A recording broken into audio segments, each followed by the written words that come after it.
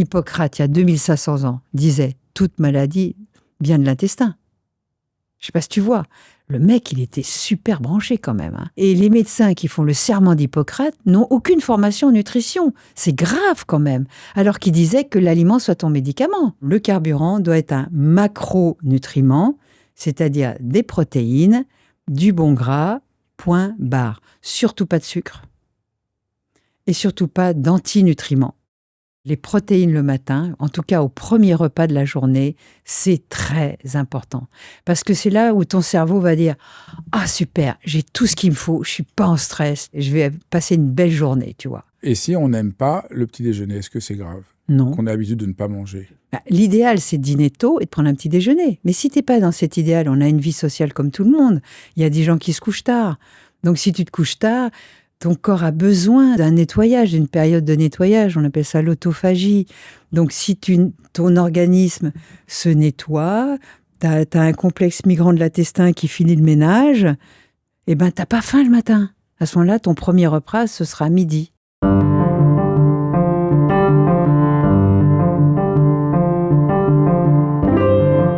Bonjour, je suis Fabrice Midal, l'auteur de Foutez-vous la paix, Suis-je hypersensible et mon tout dernier, La magie de l'ordinaire. Comment trouver ces petits riens qui changent tout, qui changent notre vie, qui nous débloquent. Et aujourd'hui, dans Dialogue, je reçois Marion Kaplan pour enfin savoir, mais qu'est-ce qu'il faut manger pour rester en bonne santé? Parce qu'aujourd'hui, c'est difficile de s'y retrouver.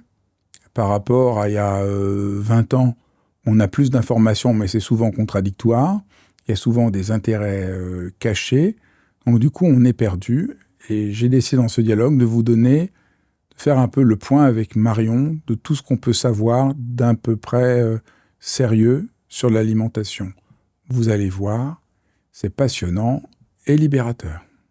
Bonjour Marion. Bonjour Fabrice.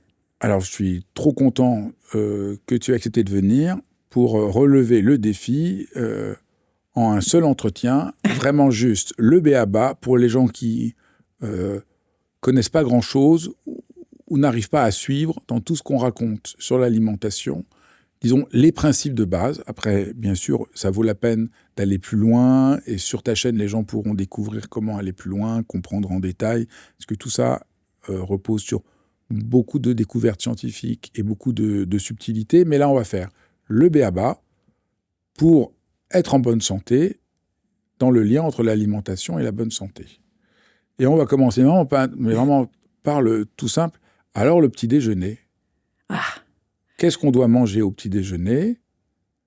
Et j'imagine, maintenant je pense que les gens le connaissent, la tartine de beurre avec de la confiture et un jus d'orange n'est pas la meilleure chose. Pas du tout.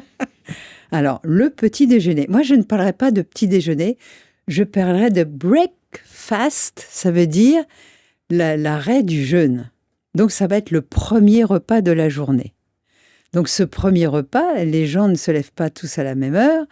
Donc, y en a qui vont se lever très tard, il y en a qui vont se lever très tôt. Et auront-ils pris un dîner tard? Donc, tout ça va de ça vont dépendre le petit déjeuner. Si tu as dîné tard, tu n'as pas faim le matin. Et c'est dommage, parce que l'idéal serait de dîner à l'anglaise, c'est-à-dire de bonne heure, vers 18h. Les Anglais, ils mangeaient vers 18h. En tout cas, ils mangeaient à l'époque où je suis allée en Angleterre, il y a plus de 40 ans. Aujourd'hui, je ne sais pas. Mais donc, si tu manges à l'anglaise, tu dînes de bonne heure, et à ce moment-là, le matin, tu as faim. Et tu vas manger à l'anglaise, c'est-à-dire des protéines animales. Pourquoi manger toujours la même chose? Les jours ne sont pas les mêmes. Il y en a qui vont faire du sport, d'autres qui vont aller derrière leur bureau. Donc de tout ça va dépendre ce qu'ils vont mettre comme carburant dans la machine. Et donc, de toute façon, le carburant doit être un macronutriment, c'est-à-dire des protéines, du bon gras, point barre. Surtout pas de sucre. Et surtout pas d'antinutriments. C'est quand même étrange. Qu'est-ce qui s'est passé pour qu'il y a eu cette idée qu'au petit déjeuner, on devait manger? Alors, il y a eu aussi toute cette mode fabriquée par l'industrie qu'il faut manger des cornflakes au matin. Oui. Quand j'étais enfant, c'était cornflakes, tout à fait sucré. Oui. Qu'est-ce qui s'est passé pour qu'on aille en dépit du... Eh bien, c'est la faute aux Américains, comme ils disent. Parce que Ansel Keys a complètement inversé la pyramide alimentaire. Je pense qu'il devait avoir tellement de champs de céréales qu'il fallait absolument qu'ils arrivent à faire bouffer des céréales. Et ça, pour le matin, avec Kellogg, tu connais, il n'y a rien de mieux. Aller un coup de céréales, du lait, du sucre. Et regarde, résultat, ils sont presque tous obèses et diabétiques quand ils ne sont pas autistes, etc. Donc il y a une vraie problématique aujourd'hui à remettre en question. Mangeons comme nos ancêtres mangeaient. C'est-à-dire, moi je sais qu'il y a des paysans, ils mangeaient carrément la soupe aux choux avec le lard dedans et compagnie.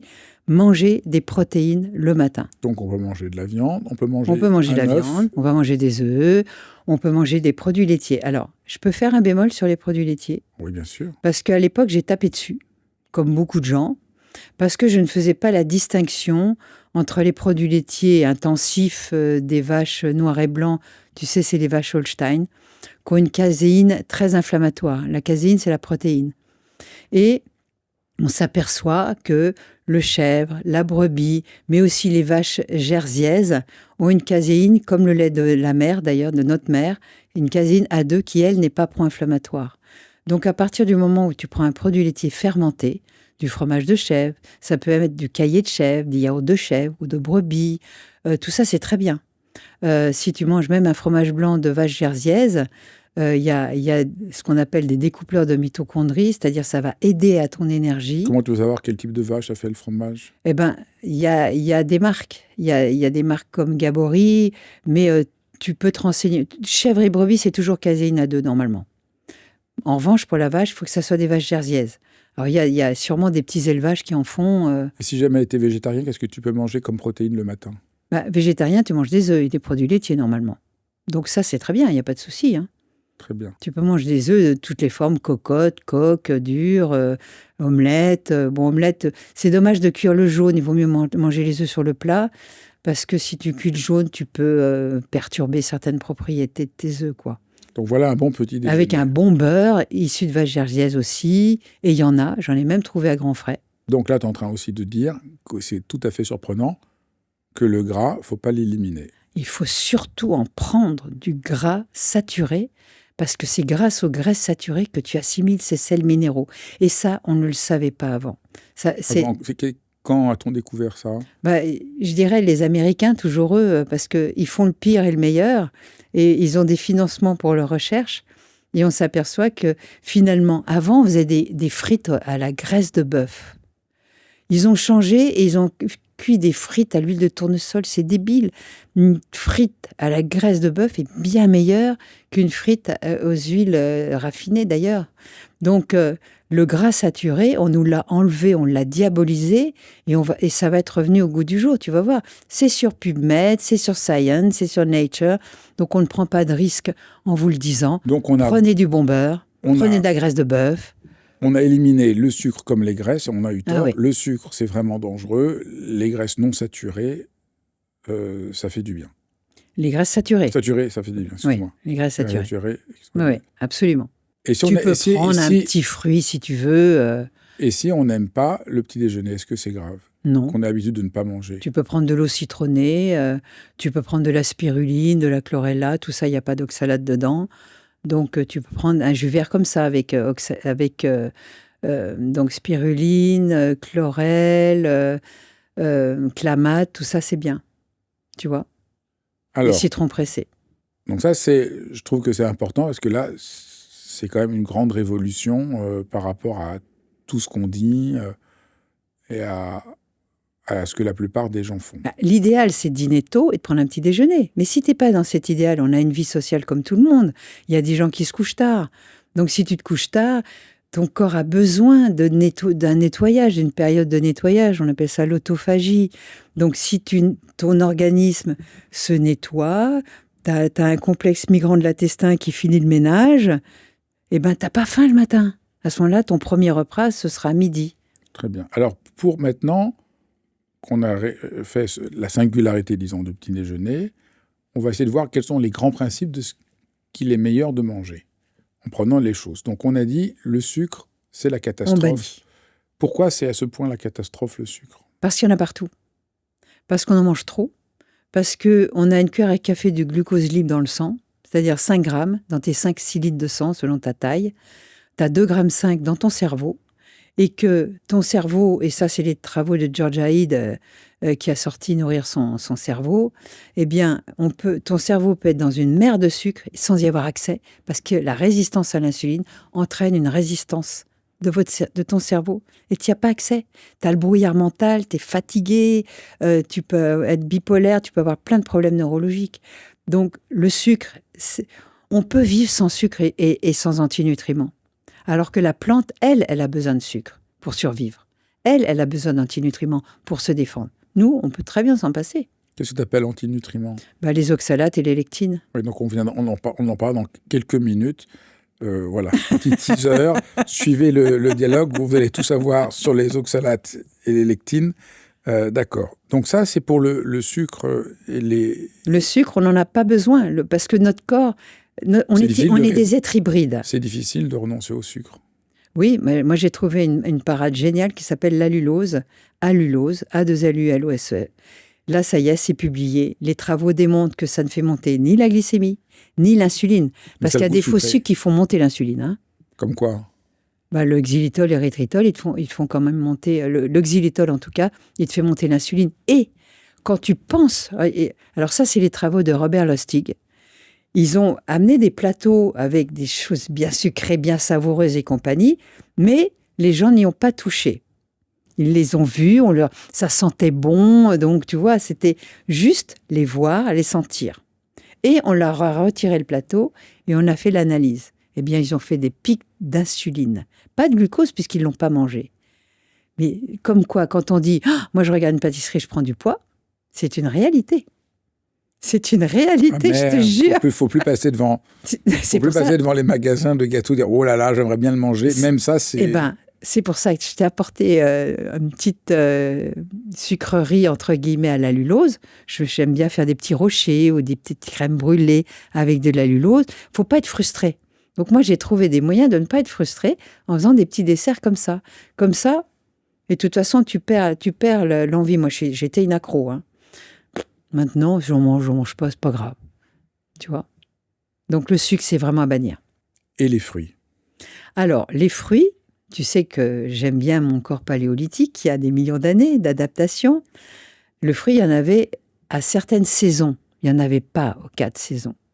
Donc, les fruits, quand tu vas vivre à l'extérieur, beaucoup de dépenser, tu peux prendre les fruits là où ça pousse quand ça pousse, c'est-à-dire début d'été, fin d'été, point barre. L'hiver, il n'y a pas de fruits.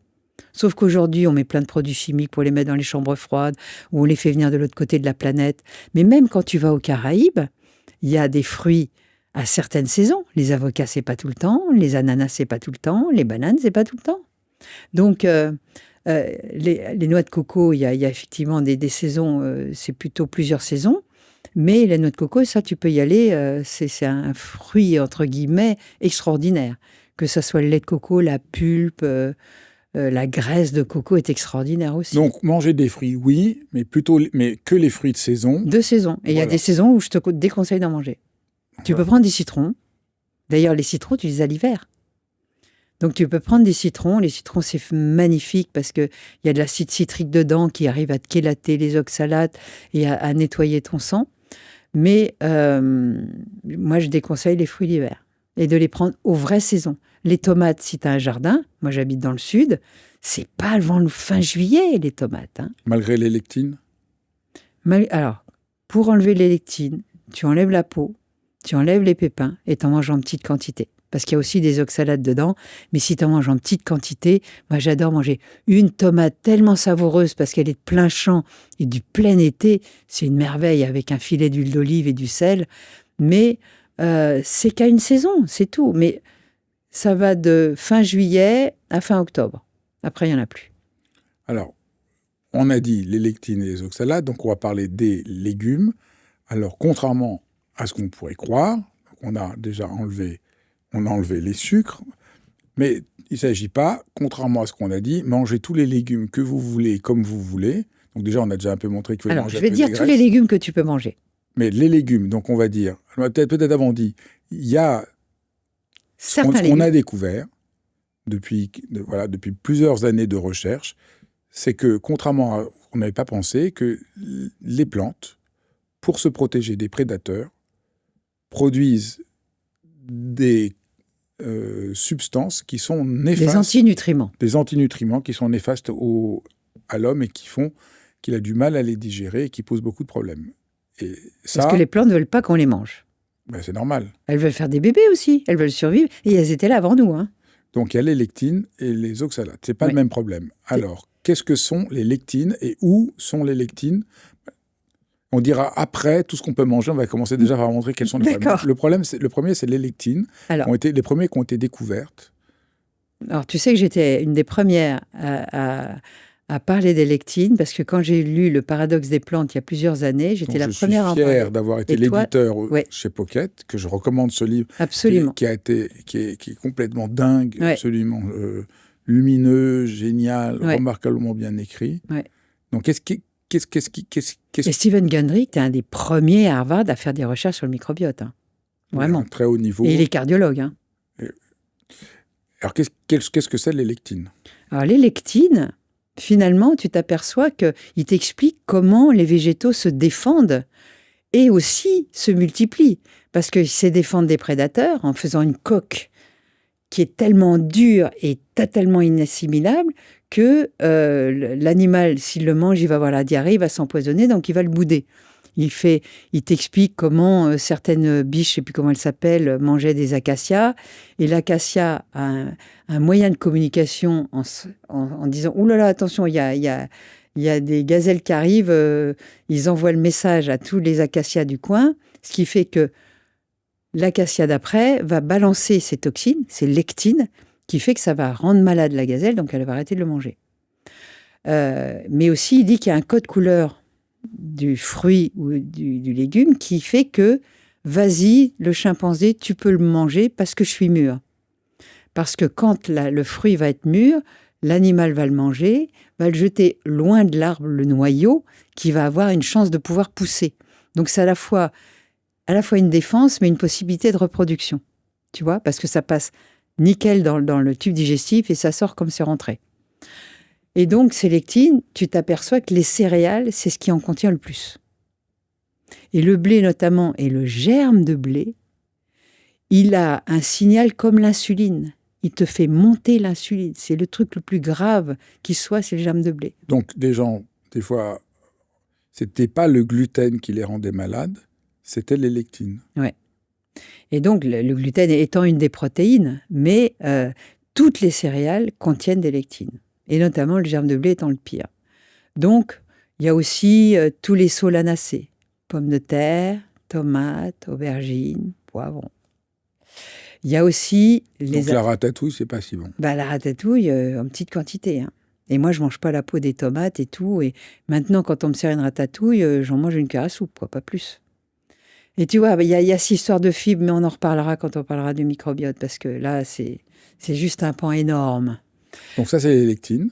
Donc, c'est surtout là-dedans... Donc, c'est pas, encore une fois, il ne s'agit pas de ne plus manger aucun de ces aliments, mais de savoir que ce n'est pas des aussi bons aliments qu'on a pu le dire et qu'il faut équilibrer. Le riz blanc est meilleur que le riz complet. Ça, c'est complètement dingue. C'est dingue, mais il a plus de sucre. Donc, tu le manges en petite quantité. Mais le riz blanc n'a ni oxalate, ni lectine, alors que quand il est complet, il a les deux. Donc, je veux vraiment insister dessus, il ne s'agit pas de supprimer les lectines, il s'agit de les diminuer et ça de les dépend équilibrer. Ce que tu as. Ouais, après, oui. Si tu ballonnes, que tu prends du poids, que tu n'es pas bien, que tu es fatigué, que tu as une fibromyalgie ou que tu as du mal à tomber enceinte ou que tu as des problèmes gynéco ou que tu as des problèmes de peau. Donc là, il faut vraiment les éliminer. Là, il faut y aller mollo, il faut les éliminer. Puis après, tu fais un sevrage par palier, step by step. Et puis petit à petit, tu réintroduis un peu de lentilles. Il y a légumineuses aussi, lentilles pois chiches. Alors, Gundry dit que si tu le cuis beaucoup, tu le fais tremper plusieurs jours, tu fais pré-germer, tu le cuis à la cocotte sous pression, là, tu as explosé les lectines. Mais c'était des plats de pauvres à l'époque, les légumineuses. Donc, tu vas mollo avec les pois chiches et les lentilles. Donc, tu les réintroduis et tu regardes ce qui se passe. Si tu es fatigué, que tu as un problème de peau, que tu as le nez qui se bouche, tu te dis, je vais peut-être les éviter. Après, c'est chacun, la dose toujours fait le poison, donc chacun va voir ses tolérances ou pas. Donc, Mais ne crois pas croire que c'est des aliments sains. D'accord, donc donc il y a Lectine. les lectines, et puis il y a les oxalates. Ah ouais. Alors ça, c'est encore un autre aliment. Je renvoie... Un autre antinutriment. Un autre antinutriment. Je renvoie les gens... On a fait une vidéo entière pour parler de ça, mais très rapidement, les oxalates sont d'autres formes de légumes. C'est les pires antinutriments. Qui font une autre forme de défense. Ils sont beaucoup plus sournois parce qu'ils sont passés sous le radar. Personne n'en parlait, sauf les néphrologues avec les coliques néphrétiques. Et pourtant, ils peuvent se mettre dans tous les tissus. Et ça peut être l'écran qui t'empêche de guérir. Parce que les oxalates, c'est un peu comme des microcristaux. Des microcristaux plus durs que l'émail, ouais. qui coupent, qui se mettent partout dans le corps. Et qui s'accumulent dans tous les tissus. Alors, les oxalates, ils sont dans les épinards. Oui. La rhubarbe. Oui. La betterave. La betterave et les blettes. Et le chocolat. Alors, dans ça, je les ai dans les légumes. Oui. Après, c'est dans le chocolat. Les amandes. Les noix de cajou. Le chia. Le sarrasin. Oui, et les céréales sans gluten. Donc, les pseudo-céréales, il y en a plein dans le teff, dans le quinoa, dans le sarrasin. Moi, quand j'ai appris ça, c'était une mauvaise nouvelle. Hein. Oui, parce que tu mangeais que ça. Bah, j'en mangeais beaucoup. Donc, je faisais beaucoup de mes petits gâteaux aux amandes, j'adorais ça. Alors, on peut prendre, tu sais, de l'essence d'amande amère. Ça, tu peux en mettre un peu, il n'y a pas de souci, tu vois. Il y en a dans le curcuma. Alors, les gens qui font des jus verts avec du curcuma frais, ils t'en vendent en bio.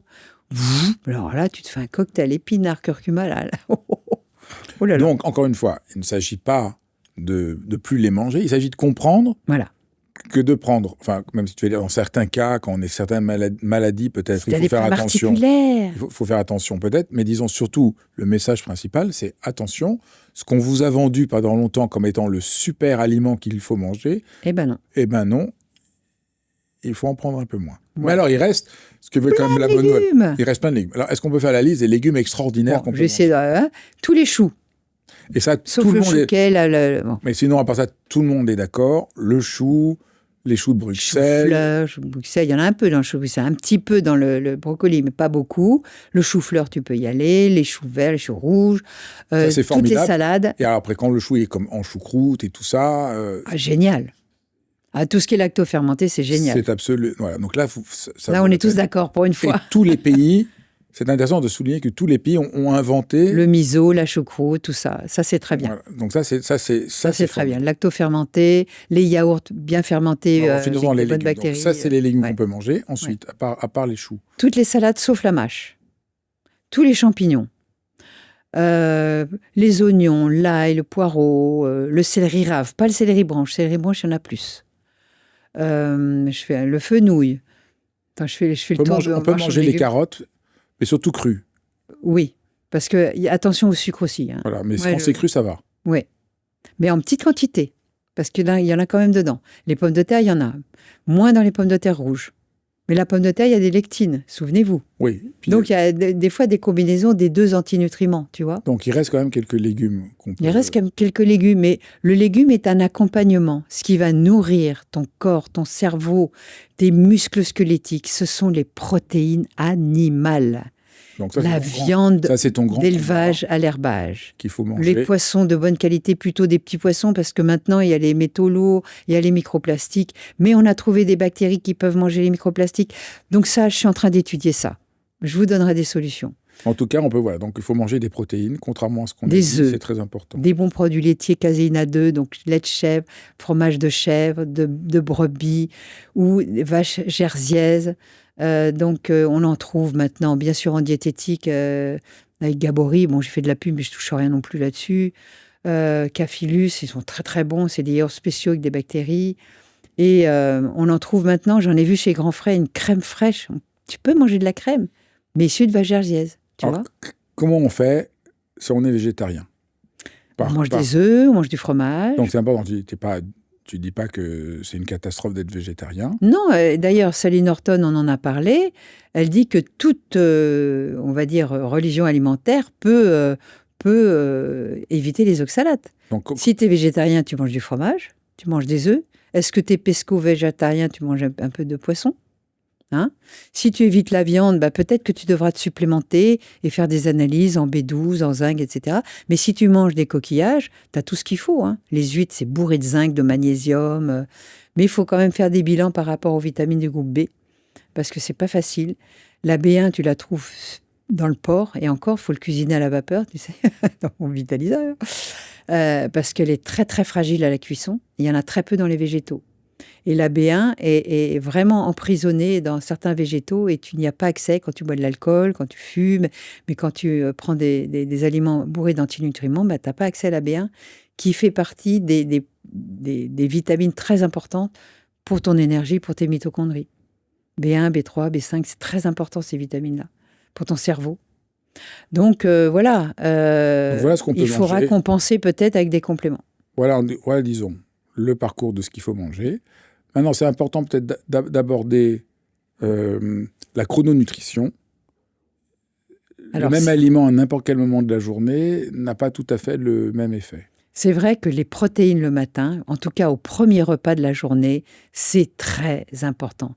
Parce que c'est là où ton cerveau va dire « Ah super, j'ai tout ce qu'il me faut, je ne suis pas en stress, c'est bon, je vais passer une belle journée, tu vois. » Mais si tu lui donnes du pain, du sucre, du machin, des lectines, des oxalates, etc., tu mets ton cerveau en alerte.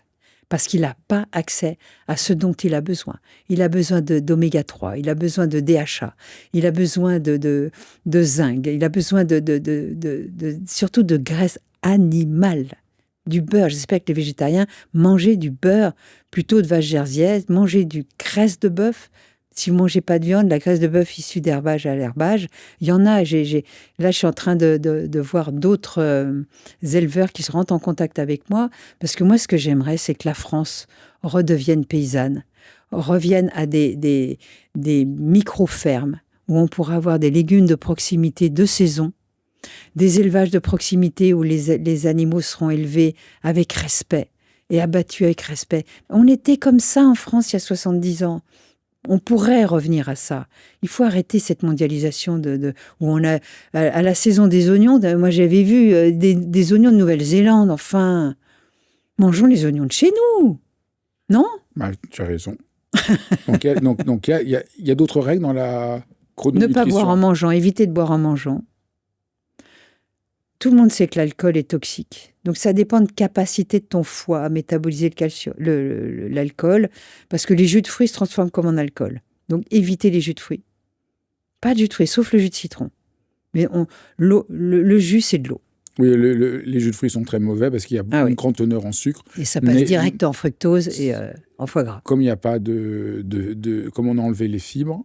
Oui, voilà. Donc, manger un fruit, ça va, mais le faire en sirop, en jus, ça va pas. Bon, sur le vin rouge, je ne suis pas tout à fait d'accord. Mais ça dépend des tolérances de chacun. C'est clair. Rien n'est meilleur qu'un bon verre de vin rouge. Non, mais tu as raison. Il y a quand même comme c'est fermenté, il peut y avoir des bonnes bactéries, il y a un peu de tanin, mais ça dépend de la capacité de chacun à détoxifier l'alcool. Et là, on n'est pas tous égaux. Moi, je peux pas.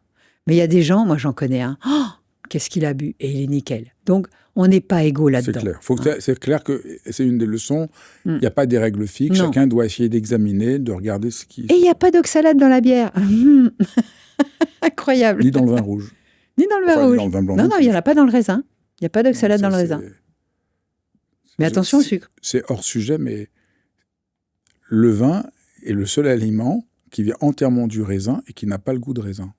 Le cidre a le goût de pomme. Oui, c'est vrai. Comment se fait-il que le vin a le goût de plein de choses ? Quand tu fais du vin à partir du muscat, on sent un peu comme la tonalité du muscat. La plupart du temps, tu sens plein d'arômes. C'est vrai. Mais c'est dû au fût de chêne, c'est dû à la fermentation. C'est dû au rôle des bactéries, tout ça. Mais oui, les bactéries, elles ont... Tu sais qu'on est plus bactérien que cellulaire, qu'humain. Sans bactéries, tu meurs. Et donc, ça nous permet de faire une très bonne transition sur le microbiote, qui est une des grandes, qui est fondamentale pour... Tu sais que Hippocrate, il y a 2500 ans, disait « Toute maladie vient de l'intestin ». Je ne sais pas si tu vois. Le mec, il était super branché quand même. Hein. Toute maladie commence dans l'intestin. mais Il était quand même génial. Et les médecins qui font le serment d'Hippocrate n'ont aucune formation en nutrition. C'est grave quand même. Alors qu'ils disaient que l'aliment soit ton médicament, quand même. Donc c'est quoi? Qu'est-ce que c'est le microbiote? Comment en prendre soin? Ton microbiote, c'est ta forêt interne. C'est ton usine. Si tu n'as plus d'usine, tu as une carcasse de voiture sans moteur. Il te faut le moteur quand même. Et donc, cette usine, elle a des parasites, elle a des bactéries, elle a des archées, elle a des candidats, elle a plein de trucs dans ton microbiote. Et tout ça, comme une forêt dans la jungle. La forêt dans la jungle, eh bien, il y a tout un écosystème qui marche ensemble. C'est-à-dire, moi, j'ai vu, il y a des fourmis qui sont dans certains arbres et qui te piquent. Mais c'est un électrochoc parce qu'elles défendent l'arbre. Et tout est comme ça. Les uns travaillent pour les autres et les déchets servent de nourriture aux autres. Et c'est ça qui devrait se passer dans notre écosystème intestinal. Avant, on parlait de flore intestinale et on le sait qu'à la naissance, on va se tapisser grâce à l'accouchement. Moi, j'ai pas eu cette chance. C'est pour ça que je fais ce métier, parce que j'ai une flore dite commensale dramatique. Je la nourris en permanence avec les bonnes bactéries. Parce que une fois qu'on a cette flore qui s'est installée dès la naissance, elle ne changera pas. Après, c'est une fleur de passage. Toi, qu'est-ce qui t'est arrivé à la naissance? Je suis née par césarienne, élevée aux antibiotiques et au lait de vache. Donc, et pouponnée par des gouvernantes, parce que voilà, mais je n'avais pas ma mère. Donc, c'est le truc total. On le sait que les 1000 premiers jours sont très importants pour fabriquer une flore de naissance commensale forte. Et il y a des gens qui ont la chance d'avoir une flore extraordinaire. Et ceux-là... il n'y a rien qui les touche. Ils peuvent prendre des oxalates, des lectines. Les bactéries sont là, elles bloquent, elles éliminent. Il y en a, heureusement, qui ont cette chance-là. Donc, moi, j'ai la malchance, mais qui a créé une chance parce que j'en ai fait mon métier, d'essayer de comprendre. Et plus j'avance, plus je m'affine. Et je suis en meilleure santé à 70 ans qu'à 15 ans. J'avais du surpoids, j'avais des problèmes de peau, j'étais fatiguée, j'étais dépressive, j'étais pas bien du tout, alors que je suis de mieux en mieux. J'ai une vitalité que j'avais absolument pas quand j'étais ado. Alors, qu'est-ce que je peux faire pour prendre soin de mon microbiote? Ça dépend d'où tu viens. Est-ce que tu as un bon microbiote ou pas? Si tu n'as pas un bon microbiote, tu l'étudies. Tu peux voir s'il te manque certaines bactéries. On peut faire l'étude pour savoir si tu as Oxalobacter formigenes. On peut le rechercher maintenant. Si tu veux, je te mettrai un lien. On peut voir quel type de bactéries tu as. Est-ce que tu as Akkermansia municiphala? Parce que c'est une bactérie très importante et beaucoup d'obèses n'ont plus cette bactérie. Tu vois? Donc, tu peux connaître les familles de bactéries que tu as déjà. Si tu as pris beaucoup d'antibiotiques, peut-être que tu les as détruites. Ça, moi, je ne peux pas savoir. Donc après, moi, je suis en train d'étudier quel type de bactéries, parce qu'il y en a. Et je voudrais mettre au point un yaourt à fermentation longue dans lequel il y aura un cocktail de bonnes bactéries. Parce que donc, ce qu'il faut dire aujourd'hui, c'est, quand on parle aux plus grands chercheurs sur le microbiote, on est au début de la recherche. On est au début. C'est-à-dire, on n'est pas encore capable de pouvoir faire la liste de tout ce qui existe dans le microbiote. On ne sait pas encore exactement l'impact de chacun. Oui. Donc c'est comme la génomique. Il y a des choses... à un moment donné, on parlait d'ADN poubelle parce qu'on ne savait pas ce que c'était. Maintenant, on sait que finalement, il peut y avoir des mémoires là-dedans transgénérationnelles. Mais bon. Donc, la génomique, elle avance. On a mis des milliards de dollars quand même pour craquer l'ADN. Et on n'a pas réussi, c'est impossible. Ah si, on commence à lire. Moi, j'ai fait toute l'étude de mon génome et j'ai vu mes fragilités, mais on ne connaît pas tout. Donc, on commence à connaître pas mal de choses, mais on ne connaît pas tout. Et le microbiote, c'est pareil. On a ouvert une boîte de Pandore, sauf que moi, je trouve ça marrant que les gens se gargarisent. Je sais tout. Non, tu sais rien. Tu connais quelques familles, tu vois l'interaction, tu vois que les gaz, parce que tes bactéries, elles émettent des gaz, du méthane, de l'hydrogène, comme les vaches, et que ces gaz, c'est eux qui communiquent avec ton cerveau. Et c'est intéressant, on est en train d'ouvrir encore dans le microbiote ce phénomène des gaz. Et ça, c'est encore Stephen Gundry qui nous ouvre cette boîte de Pandore. Donc, on commence à connaître des choses. Bon, très concrètement, qu'est-ce que je peux faire? Mon microbiote, j'ai pas fait si toutes les tu ballonnes trop, que tu gazes trop, que tu as un mauvais transit, etc., faut que tu régules. Avec quoi? Avec des probiotiques, mais il faut savoir lesquels. avec donc une gestion alimentaire en mangeant. Parce que moi, je croyais qu'à l'époque, on me disait, faut manger des fibres, faut manger des fibres. Et moi, plus je mangeais des fibres, plus j'étais constipée. Maintenant, je comprends pourquoi. Mais j'ai mis du temps à le comprendre. Pourquoi? À cause des antinutriments, mais je ne le savais pas, ça. Donc, par contre, il faut manger des aliments fermentés. Ça, on sait que c'est bon. Ah, ça, le lactofermenté, moi, la choucroute crue, ça me fait un bien fou. Donc ça, voilà. Mais crue, hein. Faut pas la cuire. Tu vois, le miso, c'est bien. Moi, j'en mets un peu dans mes salades aussi.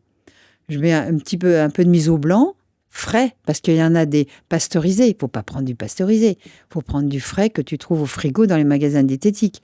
Tu mets une cuillère à café de ton miso, après tu mets ton vinaigre, ton huile d'olive, tes aromates, et ça te fait une super sauce lactofermentée.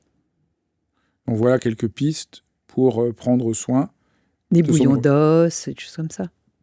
Dernier point, en fonction de l'âge, et en fonction si on est un homme ou une femme, ça change quand même beaucoup de choses. Eh oui, parce que, regarde, tu nais, t'as vu, tu doubles, tu pars d'une petite cellule. Déjà, quand une femme est enceinte, t'imagines un peu, ça va devenir un bébé de 3 kilos, alors que c'est parti de 1 gramme. T'imagines un peu je dirais, je crois que c'est plus important que la planète Terre, quoi. Tu fabriques un être incroyablement gros, et là, tu peux manger un peu de glucides, parce que l'insuline, bien sûr, elle va mettre le sucre dans les cellules, mais c'est aussi une hormone anabolisante. Donc, dans ces cas-là, tu as besoin de plus de glucides. Au moment de ton cycle hormonal, il y a des moments où tu peux manger plus de glucides et d'autres moins, tu vois. Et en fonction de si tu fais du sport ou pas, si tu es derrière ton bureau ou pas, si tu es un homme ou une femme, à quel âge as-tu? Au moment où tu vas aborder la ménopause ou l'andropause pour les hommes, tu sais que tu deviens physiologiquement résistant à l'insuline. Donc, tu vas manger moins sucré. Même si tu fais du sport, tu vas quand même faire attention à la gestion des glucides. Donc, c'est là où Jessine Chauspé a raison. Porter un capteur, c'est pas mal, parce que tu vas voir comment ton corps métabolise les glucides. Surtout au moment de la ménopause, parce que cette gestion va vraiment changer avec la chute des estrogènes. Donc, tu vois qu'un vieillard, il faudrait qu'il mange plus de protéines et moins de sucre. Alors que quand tu vas dans les organismes, ils mangent beaucoup de gâteaux, beaucoup de pommes de terre et très peu de protéines. Les personnes âgées, entre guillemets, ont tendance à avoir moins le goût de protéines alors qu'elles en ont plus besoin. Quand tu vas faire du sport, il faut que, si tu veux avoir plus de muscles, que tu manges des protéines animales bourrées de leucine pour activer cette enzyme signale qui s'appelle mTOR, etc. Bon, tu vois. Donc, si tu es un homme, une femme, un jeune, un vieux, au moment de la ménopause, au moment de la transition quand tu as fini de grandir, après l'adolescence, il paraît qu'on commence à vieillir à partir de 25 ans. Je dirais même on vieillit dès la naissance, mais à partir de 25 ans, ça y est, t'es dans la fleur de l'âge, t'as éclaté tous tes muscles, t'es à ta taille d'adulte. Et c'est à ce moment-là que tu vas commencer à devoir gérer tes glucides quand même. Parce qu'on mange trop de sucre. On ne mangeait pas du sucre comme ça à l'époque paléolithique. Eh bien, merci. Je te remercie. Tu as vraiment tenu la règle du jeu d'essayer de vraiment donner les bases. J'espère que ça donnera envie aux gens d'aller plus loin, de lire ton livre, de suivre ta chaîne et de prendre soin d'eux. Merci beaucoup, Marion. À bientôt. Merci d'avoir suivi cet épisode de Dialogue. C'est vraiment un vrai merci parce que c'est vraiment précieux que vous ayez vu cet épisode jusqu'au bout, que ça vous parle, que je fais ça pour vous. Donc c'est vraiment un échange et je suis vraiment conscient aujourd'hui qu'autour de Dialogue, il y a véritablement une communauté de gens pour qui prendre soin du monde, prendre soin de soi, prendre soin des autres compte beaucoup. Et c'est vraiment merveilleux de voir qu'on est ainsi une communauté. Alors n'hésitez pas à partager, à liker. Ça a l'air de rien, mais c'est vraiment très important. Ça participe d'une sorte de contagion heureuse dont notre monde a bien besoin. Je vous embrasse et je vous dis encore une fois merci.